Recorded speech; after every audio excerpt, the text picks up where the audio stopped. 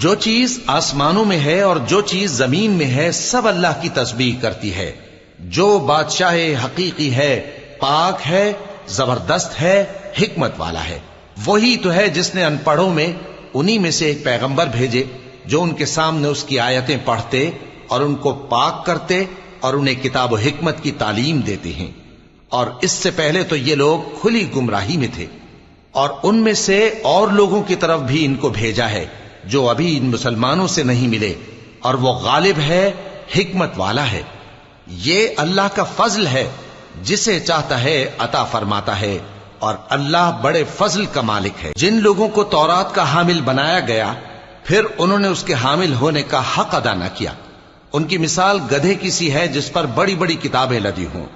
جو لوگ اللہ کی آیتوں کی تکذیب کرتے ہیں ان کی مثال بری ہے، اور اللہ ظالم لوگوں کو ہدایت نہیں دیتا.